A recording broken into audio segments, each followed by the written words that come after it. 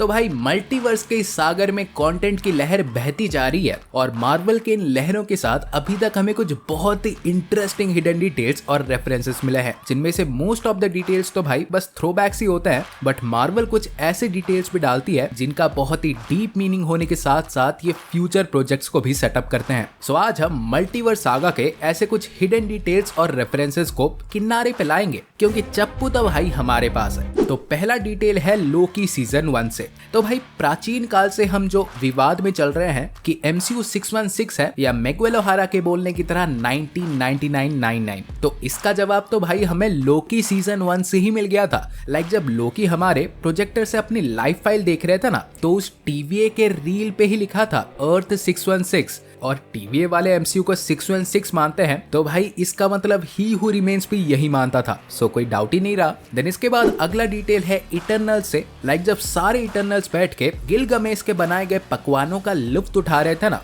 तब हमारे गिलगमेश ने ये बोला था, Yours is a secret, bro. Odin taught me as a thank you after we helped defeat Luffy's army in Tundra. और भाई एक बहुत ही बड़ा डिटेल है। लाइक थॉर के प्रोलॉग में हमने जो बैटल ऑफ टर्न्सबर्ग देखा था ना, तो भाई उसमें लोफी की आर्मी को हराने के लिए इटर्नल्स ने भी ओडिन की हेल्प की थी, जिसका सीधा मतलब है कि ओडिन को तो भाई इटर्नल्स के बारे में ऑलरेडी पता था ही, बट ऑल्सो शायद Thor, Loki, Hela and probably Valkyrie को भी, क्योंकि यहाँ पे भाई हमारे किंगो भी ये बोलते हैं कि थॉर बचपन में उनके साथ खेला करता था। सो गाइस आशा तो यही है, नहीं पड़ोस वाली नहीं, होप तो यही है कि फ्यूचर में थॉर 5 हो या ऐसे ही किसी प्रोजेक्ट में वैल्किरी और थॉर इटर्नल्स को एक बार तो मेंशन करे। फिर इसके बाद भाई अगला डिटेल है अक्रॉस द स्पाइडरवर्स से। और भाई वैसे तो ये पूरी मूवी ही स्पाइडी के लोर से भरी पड़ी थी, बट दो ऐसे इंटरेस्टिंग डिटेल्स थे जो कि मैंने देखने का एक्सपेक्ट ही नहीं किया था। लाइक पहले तो अक्रॉस द स्पाइडरवर्स के एक सीन में हमें एक न्यूयॉर्क बुलेटिन का एक कवर देखने मिलता है, जो कि एजेंट्स ऑफ शील्ड का एक रेफरेंस था, स्पेसिफिकली DC जॉनसन का। इवन भाई ये पूरा कवर हमें पहले डेयरडेविल और जेसिका जोन्स में भी देखने मिल चुका है। सो भाई यहाँ पे क्या ये हो सकता है कि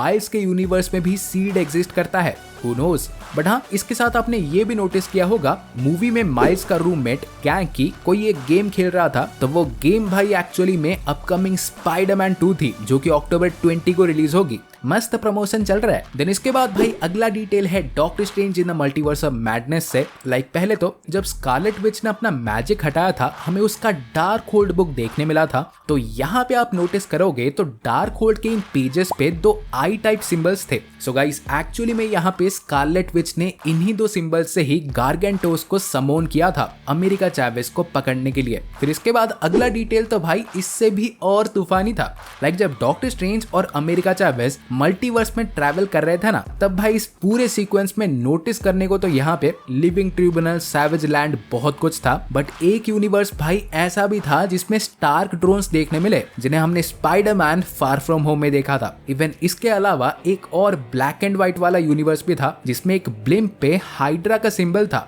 फिर इसके बाद भाई अगला डिटेल है मून नाइट से। लाइक भाई पूरे सीरीज में हम बस 2 ही पर्सोनाज में रह गए, मार्क स्पेक्टर से स्टीवन ग्रांट, स्टीवन ग्रांट से मार्क स्पेक्टर। भाई तीसरा पर्सोना जेक लॉकली तो दिखा ही नहीं, बट यहाँ पे लेट मी टेल यू कि एग्जैक्टली इन दोनों की तरह जेक लॉकली भी उतना ही प्रेजेंट और एक्टिव था। कैसे? देखो, लाइक आपने नोटिस किया होगा कि मार्क और स्टीवन का ट्रांजिशन बहुत स्मूथ था। वो भाई सिंपली बात करते करते ही चेंज हो जाते थे, बट जब तीसरा पर्सोना यानी जेक लॉकली कंट्रोल लेता था, मार्क स्पेक्टर को हर बार एक सीजर आता था, और जब वो होश में वापस आता तो लोग इधर उसके चारों तरफ कुट पीट के पड़े हुए होते, या तो वो किसी एक टोटल डिफरेंट प्लेस में ही होता। सो गाइस इसका मतलब सिंपली यही है कि पूरे सीरीज में मार्क या स्टीवन को जितनी बार भी सीजर्स आए थे ना, तब जेक लॉकली ने ही बॉडी पे कंट्रोल लिया था। बस ये चीज भाई मार्क और स्टीवन को अभी तक पता नहीं है, बट तुम्हें पता चल चुका है। सो लाइक ठोको, सब्सक्राइब करो। फिर इसके बाद भाई अगला डिटेल है फैल्कन एंड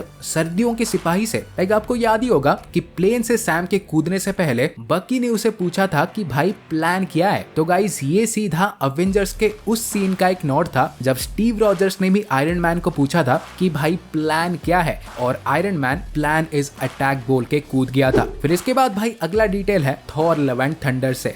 जब थॉर हमारे गॉड से लड़ने के लिए गॉड्स की एक टीम बनाने की बात करता है ना, तब उसने कुछ बहुत ही इंटरेस्टिंग नाम लिए थे। We could recruit Ra, Hercules, Tumatoenga, Quetzalcoatl maybe. सो यहाँ पे भाई पहले तो रा द सन गॉड जो कि खोंसू के पिता हैं, देन ऑफ कोर्स हमारे जूस के बेटे हरक्यूलिस जो कि थॉर का भाई बहुत पुराना राइवल है और एमसीयू में आगे इनकी फाइट भी देखने मिलेगी। फिर इसके बाद टुमाटोएंगा जिन्हें वॉर एंड हंटिंग का गॉड माना जाता है, एंड क्वेटज़ल्कोएटल जो कि एक एज़टेक गॉड है और एमसीयू में नेमोर का अपीयरेंस कुकुलकान की तरह इनसे भी हेवीली इंस्पायर्ड है। देन इसके बाद भाई अगला डिटेल है वकांडा फॉरएवर से।